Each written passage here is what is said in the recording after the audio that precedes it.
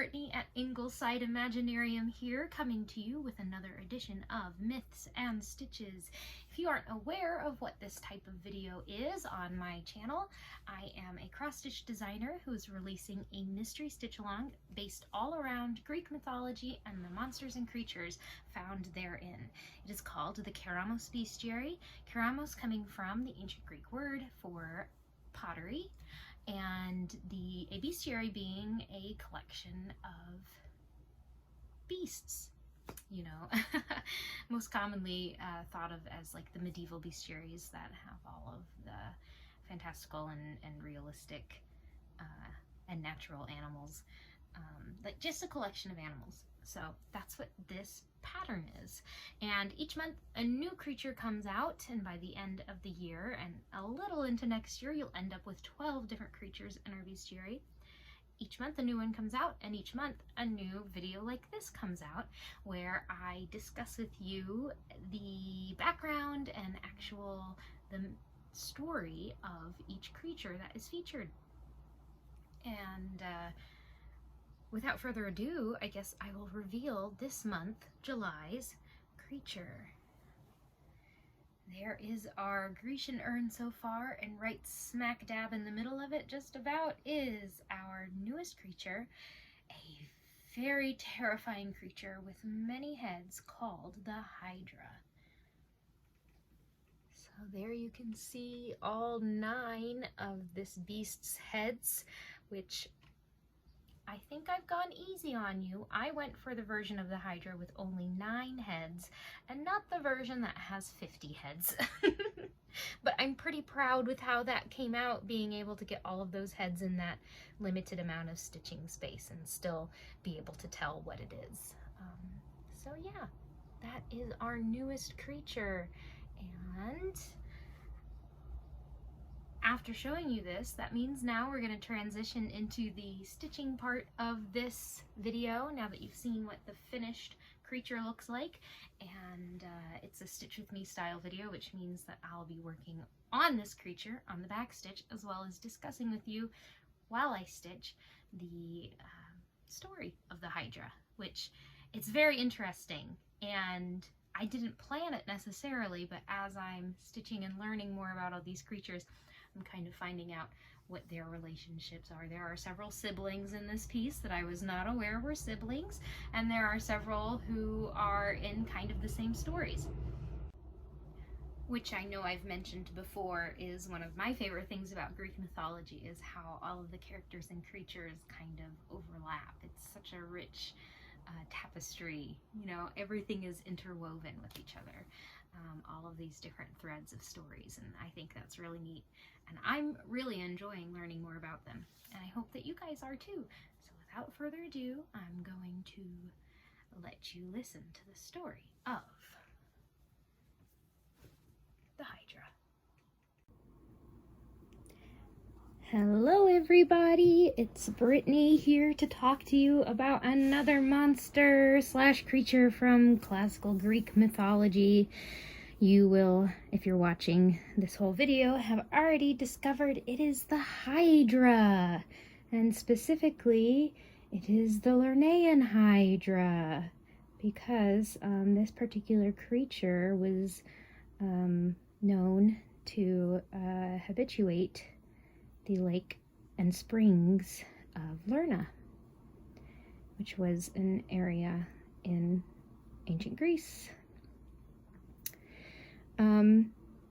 So to talk about the Hydra, I guess we'll start with what the Hydra is, and how it's classically been depicted. So most of the time when you see a depiction of the Hydra, it will have a few staples. It will likely be a serpent of some kind, or maybe even a dragon, but the, of course, main consistency are its numerous long snake-like necks and accompanying heads. The number of heads that the Hydra possesses varies in different tellings. With each teller of the myth, the number of heads on the Hydra varies. Some give the Hydra as few as 2 or 3 heads, and some give the Hydra as many as 50 heads, whereas some don't specify. They only say that there are multiple heads. So with that in mind, there would have been at least 2 heads. And we'll go into it a little later, but another staple about the Hydra is that it, along with those heads, has several fearsome abilities. One of those abilities is a venomous, I guess like the whole body, just it has a property of being venomous. So its blood was venomous and toxic, and its breath was venomous and toxic, and some say even smelling the air around where the Hydra had its lair was venomous or was toxic and would kill you. So it's a very scary creature and could cause a lot of problems to people who needed to use the water source where it lived, the Lake of Lerna, for fresh water. If that was your water source, you were in trouble, because the fact that this creature lived within those waters would cause the whole water system to be poisoned, which, of course, is not good. But in order to go into where the Hydra features in Greek mythology, I wanted to take a step back and discuss one of the most famous Greek heroes in classical Greek mythology, and that is Heracles, or as we more commonly know him nowadays, thanks to a Disney movie and like a 90s television show, Hercules. Hercules is the Romanization of the original name Heracles. So I'm going to refer to him as Heracles since I am going for Greek mythology in this particular stitch along. And Heracles was the son of Zeus and a mortal woman. Now Zeus, you know, is the king of the gods, and his wife was Hera, the queen of the gods, notoriously beautiful, but also notoriously jealous, and known to take revenge on many of Zeus, who was notoriously promiscuous, many of his lovers, and his illegitimate, I guess, if you want to call them illegitimate offspring, the children that he had with other women and female creatures. She was not about that. And when she found out that Zeus had impregnated this mortal woman, she already began to scheme and plot about how she could make the life of this family and this child miserable. You know, take it out on the child. And so she convinced an oracle to create a prophecy, and kind of made that prophecy something that would come true, in that the first child born on a certain night would end up being the rightful king of a region in Greece. And she knew of another woman who was pregnant at the time, and so she contrived to make it so that this other child, so that the woman who was having Hercules' mother, she managed to convince the goddess of childbirth to delay Hercules' birth, and she sped up the birth of another baby who ended up being born premature. And he did end up being the king, and his name was Eurystheus. And he ended up, because Hera had enabled his birth and his eventual reign as the king, he kind of from hence there forward became, a huge devotee of Hera and kind of her henchman later on in her fight for revenge against Zeus and Heracles. So Heracles is born. He has a twin brother who is the natural son of Heracles' adopted / stepdad. And I only mention that because an interesting story, and perhaps even a precursor to Heracles' encounter with this snake-like creature, one of the things that Hera did in order to try and get rid of the infant Heracles was to send 2 venomous snakes into their childhood bedroom when they were little. And Heracles' twin brother was very afraid of these snakes. He cowered in fear, but little Heracles grabbed both of them and ended up kind of swinging them around and playing with them until they died. And his parents came in to see him playing with their corpses. So even as a child, Heracles was starting out as a monster hunter. I just realized that I forgot a part of the story, which is pretty important because, again, I mentioned that Hera was taking out her jealousy on Heracles, who, was a baby at a certain time. And over the years, it proved that Hera had, like, a personal vendetta against Heracles because Zeus had a lot of children that were not hers, but for whatever reason, she just really had it out for Heracles. And the reason is this. When Heracles was literally just born, everyone kind of knew that Hera had it out for this baby. And Athena, who is Zeus's daughter, and one of the main 12 in the Greek pantheon of gods, she decided that she was going to have a little fun with this situation. And in order to kind of even out the playing field / get, the best of Hera, she snuck into Heracles'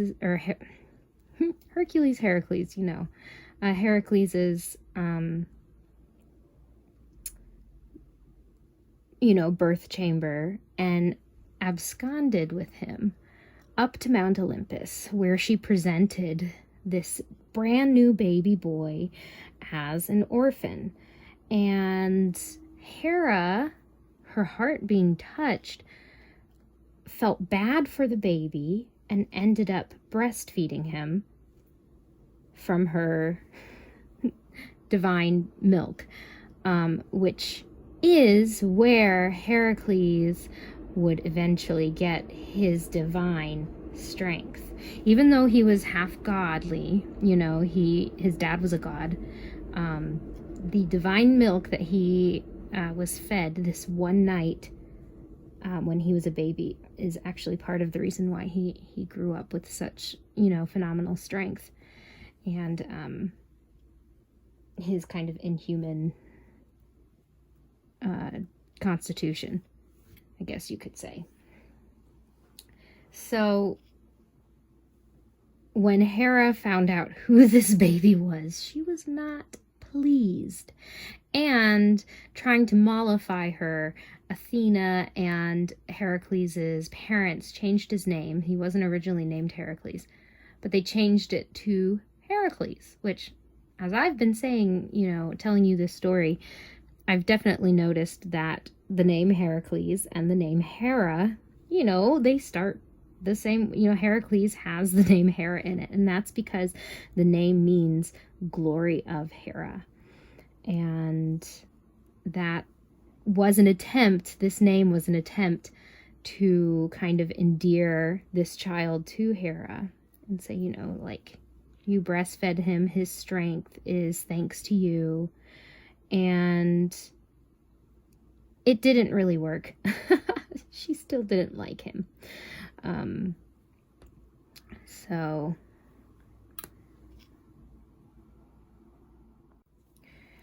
in spite of Hera's wrath, Hercules did grow up into an adult, and he did end up getting to have his own family.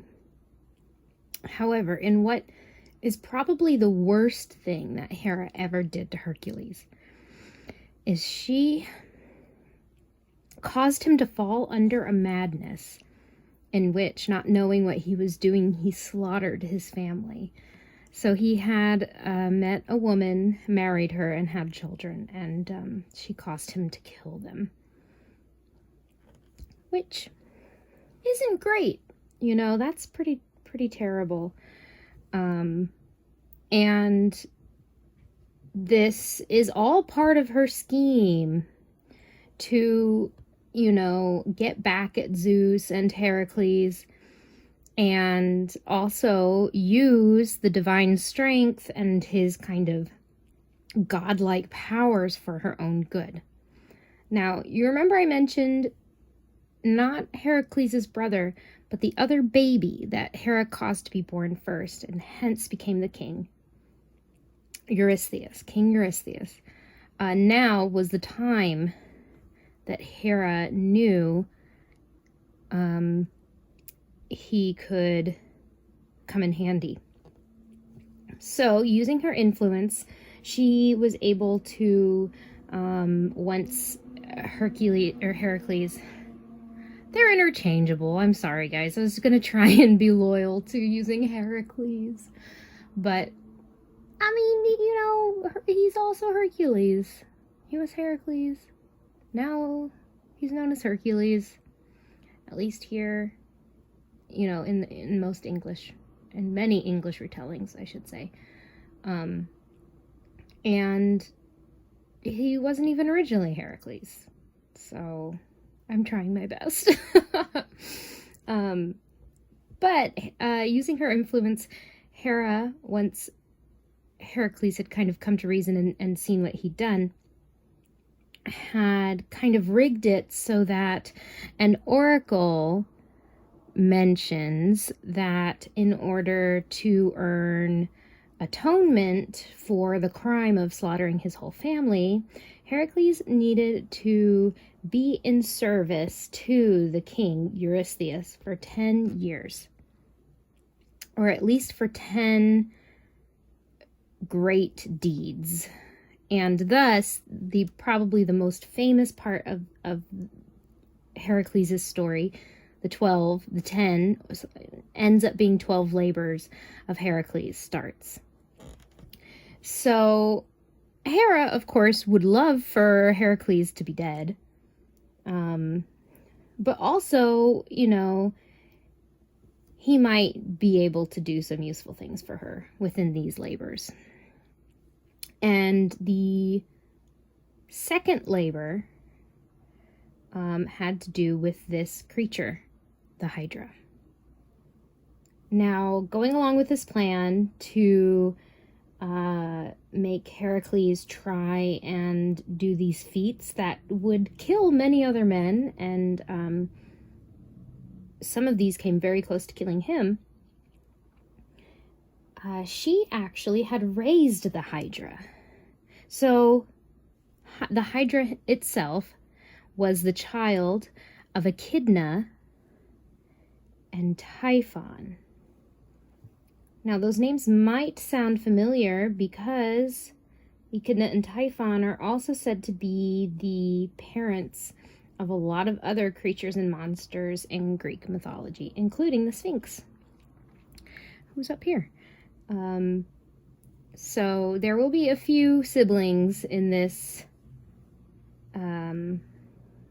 stitch along of the Echidna and Typhon family.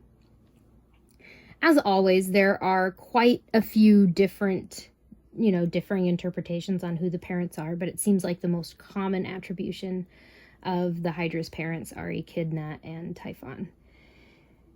And so the Hydra was born, and Hera trained it from childhood, from infancy, I guess is a better way of saying it. She trained it to attack anything it saw. So it was, not only highly venomous, not only did it have some regeneration ability, which we'll talk about later, but it also had been trained to be highly aggressive and ferocious. And she is the one who put it within this lake. So another, little bit of info about the lake. It is said to be the entrance to the underworld. Lake Lerna is said to be the entrance to the underworld. So the Hydra was also probably serving as kind of a guardian to keep anybody who wasn't supposed to be going down there from going down there. But this became a problem for the people who lived in the area, obviously, because they could no longer use the lake for getting drinking water or watering crops or, any reason why you would need to use a water source. So the second of Heracles' labors that he had to do, the first was, I believe, the slaying of the Nemean lion, which the Nemean lion is not going to feature in this stitch along, but you can go and look up that story yourself if you'd like to learn about it. A giant, terrible lion was terrorizing an area, and Heracles had to slay it and bring its pelt back to the king. And the second of these tasks was destroying the Hydra that lurked in Lake Lerna. So Heracles approached the lake, and being smart, or perhaps just forewarned, he covered his face with a cloth so that he would not fall victim to the Hydra's venomous breath and smell. And he, just went right for it. He leapt into the water. The Hydra reared from underneath the surface of the water. I'm kind of battling my own Hydra right now. You guys, I'm sorry. I'm having issues getting this thread started. But Heracles leaps into the water, and from underneath the surface rises the multiple heads of the Hydra. And it hisses and lunges at him, and as its multiple heads lunge, snapping its jaws at Heracles, he uses his sword and lops the heads off of the necks, one by one. But as he's doing this, he notices something. At the base of each neck, where he has severed the heads, he notices that more heads are growing.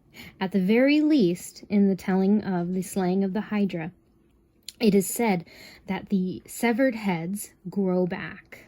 Just the singular severed heads grow back. And the Hydra's, continue, it is invincible because its heads just, keep regenerating and growing back. In some tellings of the tale, the Hydra not only grows back the original head, but it also grows back 2 heads where there once was one. And so Heracles could see that he was fighting a losing battle. He kept chopping these heads off and slicing through the neck of the creature, and it just kept growing back. Fortunately for Heracles, he had his charioteer with him, who, I didn't look it up, but I'm assuming that's who drove Heracles' chariot. so I guess like his valet, who was his nephew, Iolaus. And thinking quickly, Heracles shouts out to Iolaus, and he says, bring a torch bring a torch with you. And once Iolaus had waded out into the water to fight the Hydra alongside Heracles instructed him to, as Heracles sliced each neck, use the flaming torch to cauterize the wound at the base of the neck. In doing so, by cauterizing this wound, it prevented the new head from growing and becoming another threat. So with this teamwork between uncle and nephew, the Hydra was soon diminished to only one head. And this one head was the center head. It was the strongest head. I imagine it was probably, its neck was a little thicker than the other ones. And whether Heracles discovered this through, during the fight, or whether he had been forewarned that this creature, as, so long as its one head survived, it was invincible. That one head could not be disposed of. It could not be killed. He knew that he had to do something special with this last head. So he was able to slice through the head with a magical sword that was gifted to him by Athena, of course. She tends to give out weapons to Greek heroes that she kind of takes a shine to. And he uses this magical golden sword gifted by Athena to chop the last head off. And while the last head is severed from the body, it's still moving. And so he realizes he has to do something different with this last head to really dispose of and nullify the threat of the Hydra and help this river and this water source get cleaned again. So what he ends up doing is he takes that last head and he buries it deep underground. Some say under a slab of rock, so that it would not be able to wriggle to the surface. And I guess there we can assume that last head of the Hydra is, still wriggling away ever since. Now, recognizing that the venom of the Hydra was highly toxic and highly poisonous, Heracles takes advantage of this. If he's going to have to fight it and kill it, he's going to come out of it with something helpful to him, as well as, a check mark off his list of labors that he must do. And so he takes his arrows and dips them into the poisonous blood of this slain monster. And it does come in handy for him later. He's able to use these venom-tipped arrows later in some of his other labors to help him succeed. Now, he does go back to King Eurystheus, and he, provides proof that he has slain the Hydra. But, of course, there are always technicalities, aren't there? There are always people wanting to pick out those little details and tell you that, oh, you didn't do this quite according to the requirements. And King Eurystheus points out with the retelling of this story, you were supposed to complete this task by yourself. You were not supposed to have help doing this, and your nephew helped you defeat this creature. So you're going to this one doesn't count. You almost died because this venomous, many-headed snake, you had to fight this terrifying creature, but it doesn't count. you know, thank you for clearing up that water problem we have, but this one doesn't, you know, this one doesn't count. We're gonna have to put another one on the list. So that's, you know, a little disappointing, but I imagine Heracles was still very grateful to have had Iolaus there to help him out in defeating the Hydra. But that is the story of Heracles and his fight against the Hydra. I'm sorry I don't have all of the names and place names probably quite right. It's been a stressful month, and I want to keep making these Myths and Stitches videos because I think it would be really fun to look back on the year and have been, made them every month for the stitch along. So I did want to come here and make sure I got, this edition out to you and, filmed it to share with you guys. But I didn't quite have my list of information quite as well memorized as I'd have liked to, but hopefully it was an entertaining story regardless. As I mentioned, we'll see more of Hydra and Sphinxes, well, at least one more of their siblings. I don't think we have any of Heracles' other labors on here, but you should definitely look them up because it is full of wondrous and terrifying creatures in that list. I think all but maybe one or two have to do with either... Oh no, there is a creature, one more creature that is involved with one of Heracles' labors that we will encounter in a few months. But yeah, otherwise I definitely encourage you to look up the rest of them because they're pretty exciting. And yeah, I guess with that, I will wrap up. Oh no, I did want to mention, I guess, with all of these other creatures, I've kind of spoken about how they're treated in fantasy settings nowadays, over the years. And the Hydra has also kind of taken its own place in the lore of generic mythology. It's one of those creatures that you can mention and people generally know what you're talking about if they're into fantasy. And sometimes people who maybe aren't even into fantasy have heard of it because the struggle against a Hydra has kind of become a metaphor for an unwinnable battle. That idea of you accomplish one thing only for two more problems to arise.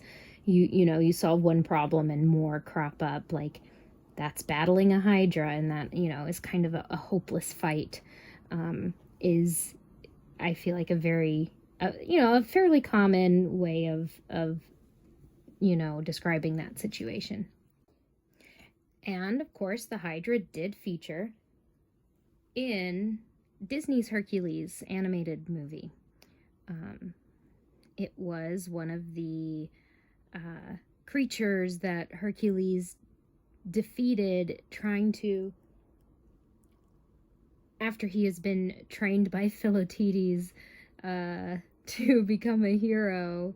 The Hydra is the very first creature that Herc has to kill to prove that he is the real deal, because I think it's the Thebians. Is it the Thebians? Are kind of the Greek chorus of these jaded townspeople who are just over every hero that comes along because they have seen them all be destroyed by these different giant fierce creatures. And so they don't believe that Hercules has what it takes to be a real hero. And so he takes it upon himself to prove to himself, or to them, that he does have the right stuff. And this creature, instead of being sent by Hera to kill Hercules, or instead of Hera being involved in Hercules' doom, it's instead Hades in the Disney film. So even though the Disney film, obviously, like, I don't think any Disney film can be called a faithful adaptation necessarily, but it sure is fun.